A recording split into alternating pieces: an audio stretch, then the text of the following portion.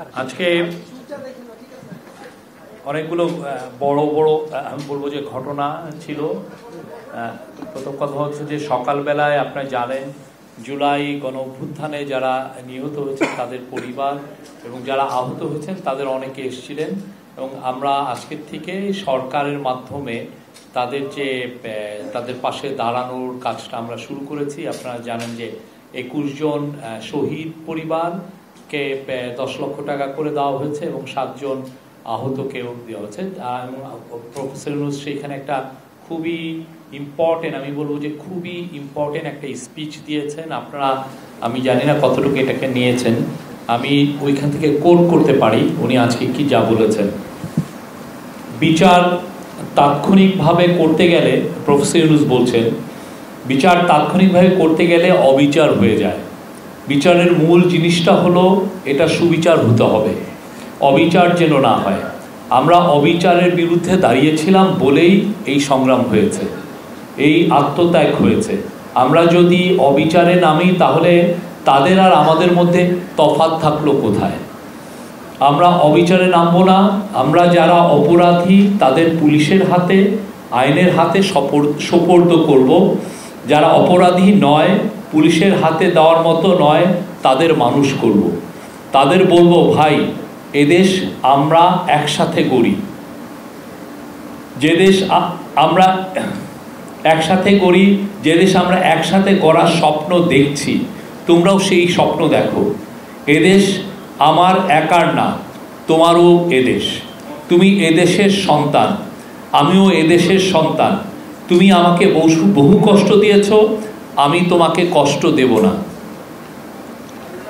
আমরা একসাথে যত তাড়াতাড়ি পারি এটাকে একটা সুন্দর দেশ বানাবো। যারা অপরাধী তাদের অবশ্যই বিচার করতে হবে, যারা অপরাধী নয় তাদের সৎ পথে নিয়ে আসতে হবে। সারা দেশে সহিংসতার বিরুদ্ধে সবাইকে সজাগ থাকতে হবে। মারামারি করতে থাকলে দেশ এগোবে না, তাদেরকে কৃতকর্মের জন্য ক্ষমা চাইতে হবে, তাহলে জাতি হিসেবে আমরা এগোবো। খুবই পাওয়ারফুল এটা, আমি বলবো যে ওনার তরফ থেকে একটা খুব পাওয়ারফুল মেসেজ অফ রিকনসিলিয়েশন। আমরা আমাদের সোসাইটিতে যাতে এক ধরনের সবাই মিলমিশে থাকে। অবশ্যই যারা আইন হাতে তুলে নিয়েছিলেন, যারা ক্রাইম করেছেন, যারা এই জুলাই গণহত্যার সাথে জড়িত বা তারও আগে যারা গুম খুনের সাথে জড়িত, করাপশনে, তাদের তো বিচার হবে। কিন্তু বাংলাদেশের ভাস্ট মেজরিটি মানুষ তারা আসলে শান্তিপূর্ণ একটা পলিটিক্স করতে চান। আমরা চাই সেই পলিটিক্সের পরিবেশটা শুরু হোক এবং আপনি জানেন সেই আলোকেই এই 15ই আজকে একটা ডিসিশন হয়েছে, 15ই ফেব্রুয়ারি কনসেনসাস কমিশন, ঐক্যমত্য কমিশনের প্রথম মিটিংটা হবে পলিটিক্যাল পার্টিগুলোর সাথে। যেই 6টা কমিশনে যেই রিপোর্টগুলো এসছে সেই রিপোর্টগুলো নিয়ে প্রথমবারের মতো প্রত্যেকটা যারা যারা পলিটিক্যাল পার্টি আছেন তাদের সাথে কথা ডায়ালগটা শুরু হবে। আজকে বিএনপির 3 জন নেতা এসেছিলেন প্রফেসর ইউনূসের সাথে দেখা করতে। তারা হলেন মির্জা ফখরুল ইসলাম আলমগীর সেক্রেটারি জেনারেল, সালাউদ্দিন আহমেদ এবং মেজর হাফিজউদ্দিন আহমেদ। তাদের আসলে মূল বক্তব্য ছিল তারা এই যে কিছু পরিস্থিতি উদ্ভব হয়েছে সেই আলোকে দেশের পিস অ্যান্ড স্ট্যাবিলিটির ব্যাপারে জোর দিয়েছেন। তারা বিচার কাজ যাতে খুব দ্রুত হয়, যারা এই অন্যায় অত্যাচারের সাথে জড়িত ছিলেন তাদের বিচার কাজ যেন খুব দ্রুত হয় সেগুলোর জন্য বলেছেন। এবং বিএনপির অসংখ্য কর্মী, বিএনপি কেন অপোজিশনের অনেক অসংখ্য কর্মী আপনি জানেন তাদের বিরুদ্ধে প্রচুর মামলা ছিল। তারা বলেছেন প্রায় 1,25,000 মামলা, এবং সেই মামলার টার বিষয়ে তারা জানতে চেয়েছেন যে এটা খুব দ্রুত যাতে মামলাগুলো, যেহেতু এটা হয়রানিমূলক ছিল এবং এটা অনেক ক্ষেত্রে গায়েবী মামলা হয়েছিল, সেগুলো উদ্যোগ করার কথা বলেছেন। আর এই অপারেশন ডেভিল হান্ট শুরু হয়েছে, তারা বলেছেন যে এখানে যেন কোনো হিউম্যান রাইটসের কোনো রকমের কোনো ভায়োলেশন না হয়। এবং চিফ অ্যাডভাইজারের তরফ থেকে বারবার বলা হয়েছে কোনোভাবেই হিউম্যান রাইটস ভায়োলেশন হতে দেওয়া হবে না। যারা যারা অন্যায় অত্যাচারের সাথে জড়িত, যাদের এগেনস্টে সুস্পষ্ট অভিযোগ আছে ক্রাইমের, তাদেরকেই এই অপারেশন ডেভিল হান্টের আওতায় আনা হচ্ছে, তাদেরকে আইনের আওতায় আনা হচ্ছে। এই ব্যাপারে আমরা খুবই সিরিয়াসলি মনিটর করা হচ্ছে। কোনো ধরনের কোনো হিউম্যান রাইটসের কোনো ভায়োলেশন আমরা চাই না হোক এবং হবেও না। আর বিএনপির তরফ থেকে ইলেকশনের বিষয়ে বলা হয়েছে যাতে তাড়াতাড়ি ইলেকশন হয়। প্রফেসর ইউনূস বলেছেন যে অবশ্যই উনি এই বিষয়ে পুরো কনসেনসাস কমিশনের কাজটাই হবে এই বিষয় নিয়ে তাড়াতাড়ি কাজ করা, এবং এটা আপনারা জানেন আমরা এর আগে তো দুটো টাইম দিয়েছিলাম। হ্যাঁ, একটা টাইম হচ্ছে এই বছরের ডিসেম্বরের মধ্যে, আর একটা পরের বছর জুনের মধ্যে। এখন এটা নিয়ে সামনে আপনারা আরও এই বিষয়ে আরও কিছু শুনতে পারবেন।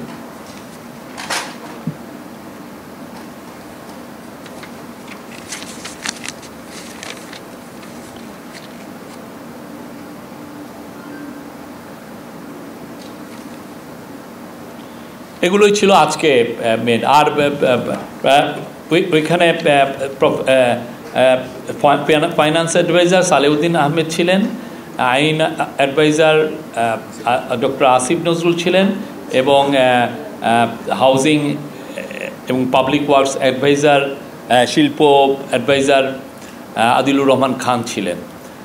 তারা এই কথার সময় ছিলেন, এবং তারা বিশেষ করে আসিফ নজরুল বলেছেন যে খুব দ্রুত মুভ নেওয়া হচ্ছে যে এই গায়েবী মামলাগুলো কীভাবে যত তাড়াতাড়ি সম্ভব উইথড্র করার জন্য। এবং গায়েবী তারা একটা ডিলে হওয়ার মূল কারণটা ছিল, উনি বলেছেন যে যারা যারা পিপি ছিল, পাবলিক প্রসিকিউটর, সারা দেশে অনেকে পালিয়েছিলেন, ফলে এই কেসগুলো আসলে অতটা এগোতে বিষয়ে মনিটর করা হয়নি। তবে খুব দ্রুত এই বিষয়ে আমরা আরও সুনির্দিষ্ট কিছু মুভ নিব।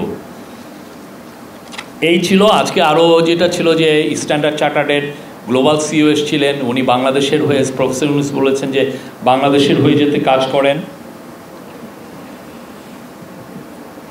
আচ্ছা, আরেকটা বিষয় হচ্ছে তারা বিএনপির তরফ থেকে পূর্ণ সমর্থন, যে রিফর্মের ব্যাপারে পূর্ণাঙ্গ সমর্থন দেওয়া হয়েছে ফুল। তারা বলেছেন আপনারা রিফর্ম করবেন, এটা আমরা চাই, আমরা সব কমিশনের প্রস্তাবনা দিয়েছি, আমরা আপনাদের সাথে আছি। এই তারপরে আয়ারল্যান্ডের যিনি অ্যাম্বাসাডার এসেছিলেন, আয়ারল্যান্ডের অ্যাম্বাসাডার বাংলাদেশকে ফুল সাপোর্ট দিয়েছেন। আয়ারল্যান্ড আপনি জানেন ইউরোপের one of the richest country. আর ছিলেন আমরা কানাডার মিনিস্টার একজন আসছিলেন, সেখানে বেগমপাড়ার কথা আসছে। ওইখানে কানাডায় আপনি জানেন যে প্রচুর টাকা সাইফন অফ হয়ে চলে গেছে, সেটা কিভাবে আমরা ফিরিয়ে নিয়ে আসতে পারি সেটার বিষয়ে কথা হয়েছে। তারপরে স্ট্যান্ডার্ড চার্টারের গ্লোবাল সিইও উনি আসছেন, যে স্ট্যান্ডার্ড চার্টার 120 বছরের সেলিব্রেশনে উনি প্রফেসর ইউনূসের সাথে দেখা করেছেন। উনি প্রফেসর ইউনূস যে বাংলাদেশের হয়ে উনি যেন কথা বলেন, বাংলাদেশকে নিয়ে অনেক ডিসইনফরমেশন হচ্ছে, সেগুলো যাতে কম্বাট করার ব্যাপারে উনি তার ভয়েসটা রেজ করেন। এই ছিল আজকে আমাদের আজকের কাজকর্ম। একটা বিষয় বলেছে যে আজকে জাতীয় নির্বাচন সময়সীমা নিয়ে কথা হয়েছে, সেখানে প্রধান উপদেষ্টার পক্ষ থেকে বলা হয়েছে আগামী ডিসেম্বরের মধ্যে নির্বাচন হওয়ার ব্যাপারে উনি আশ্বাস দিয়েছেন। আসলে বিএনপি পক্ষ থেকে কি দাবি করা হয়েছিল আর প্রধান উপদেষ্টা আমাদেরকে কি বলেছে জাতীয় নির্বাচন ইস্যু? আরেকটা হচ্ছে স্থানীয় নির্বাচনের বিষয়টা বলেছে বিএনপি আমাদেরকে যে জাতীয় নির্বাচনের আগে স্থানীয় নির্বাচনের সুযোগ নেই, সেটা তারা মানবে। এটা ইস্যু স্থানীয় নির্বাচন নিয়ে তেমন একটা কথা হয়নি। জাতীয় নির্বাচনে ওনারা তো চাচ্ছেন যত তাড়াতাড়ি সম্ভব, এই ডিসেম্বরের মধ্যেই চাচ্ছেন। তো আমাদের তরফ থেকে চিন্তা ভাবনা হচ্ছে এই বিষয়ে কাউন্সিল অফ অ্যাডভাইজার আছেন, তারা দেখবেন। এটা যখন কোনো এই ধরনের কোনো ডিসিশন হয় আপনারা জানবেন।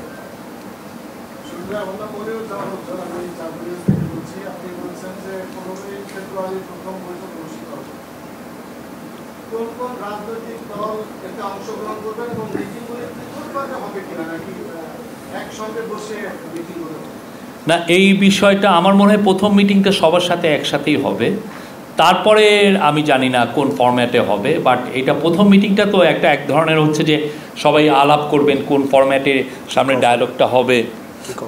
কি কি কি কি বিষয়গুলো, কোন কোন পার্টিগুলো থাকবেন এটা এখনো ডিসিশন হয়নি, এটা সময় হলে আপনারা জানতে পারবেন।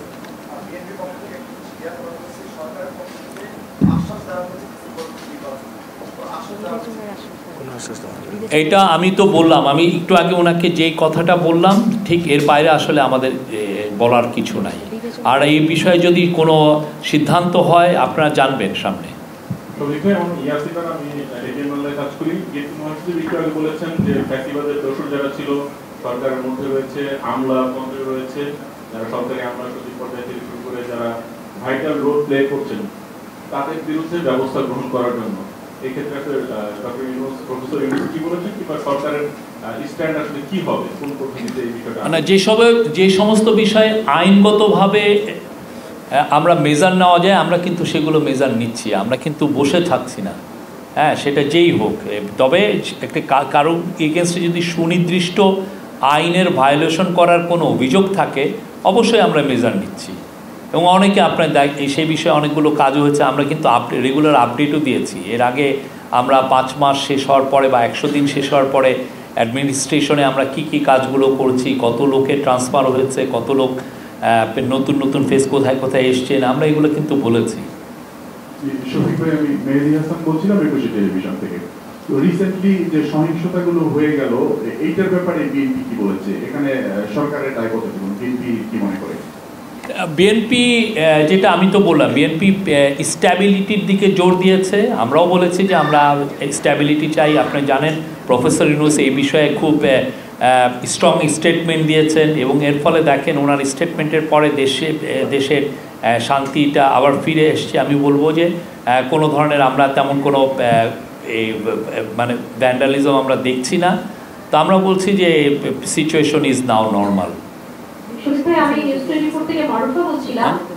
আর হ্যাঁ, বিএনপি শেখ হাসিনাকে এটা ব্লেম করেছেন যে পতিত স্বৈরাচার, উনি এই বিষয়গুলো ইনস্টিগেট করছেন, এবং এটা এই পুরো বাংলাদেশকে ইনস্ট্যাবিলিটি করার, এখানে ক্যাওস এবং ইনস্ট্যাবিলিটি তৈরি করার পিছনে তারই মুখ্য ভূমিকা।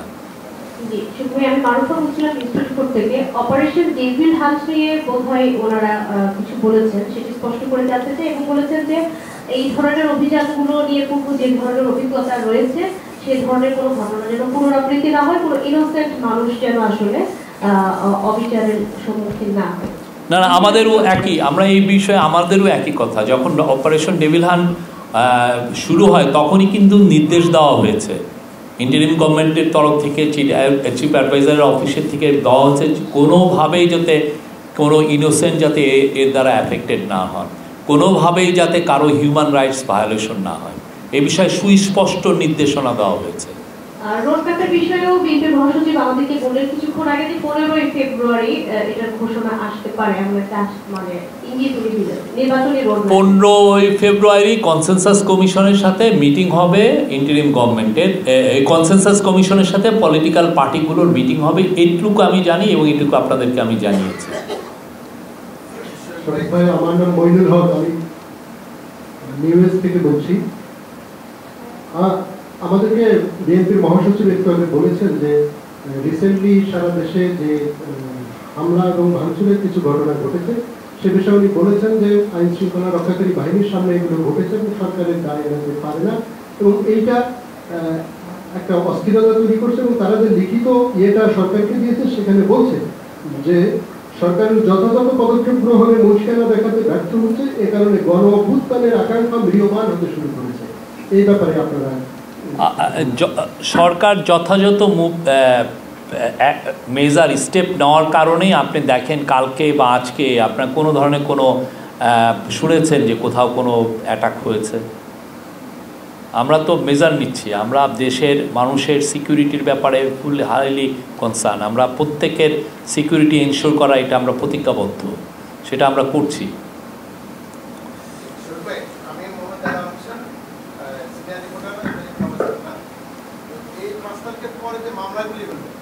মামলাগুলির মধ্যে আমার কাছে অনেকগুলি মামলা আমি দেখলাম, সেগুলোর মধ্যে 80 জন, 85 জন, 105 জন, 110 জন করে মামলার মধ্যে আছে। এর মধ্যে বেশিরভাগের যারা দায়িত্বে ছিল তারা হয়তো 20 সিরিয়ালে 20 জন আছে বা 30 জন আছে। কিছু কিছু কিছু লোকেরা এটার ভিতরে ঢুকে তারা ব্যক্তি স্বার্থের জন্য বাড়ি হলো বরিশাল, আশুলিয়াতে তারা মামলা দিচ্ছে, বাড়ি হলো নড়াইলে মামলা দিচ্ছে হলো যাত্রাবাড়ি, কিন্তু সেই লোক সরকারি চাকরিজীবী অথবা সে অন্য কোনো প্রতিষ্ঠানের চাকরি। কিন্তু এই মামলাগুলিতে দেখলাম যে তারা একেবারে ব্যক্তি স্বার্থে তারা এখানে নাম তুলে দিচ্ছে। এখন এই ব্যাপারগুলো আমরা কোথায় মানে তাদেরকে সাজেস্ট করবো যে আপনারা মানে প্রমাণ করেন যে আপনারা এই মামলার সাথে সংযুক্ত না। না, কোনো মামলার কারণে কেউ হয়রানি হোক এটা আমরা চাই না। আমরা চাই মামলায় কেউ যদি মনে করেন যে তিনি অ্যাফেক্টেড হয়েছেন, তিনি কোনো ধারা নির্যাতিত হয়েছেন বা তার কেউ অন্যায়ের শিকার হয়েছে, তার কেউ মারা গেছেন অন্যায়ভাবে, এইগুলোর ক্ষেত্রে তো আপনি মামলা করতে পারেন। বাট আমাদের এক্সপেকটেশন হচ্ছে, এবং আমরা বারবার বলছি, কেউ যাতে হয়রানিমূলক মামলা না করেন।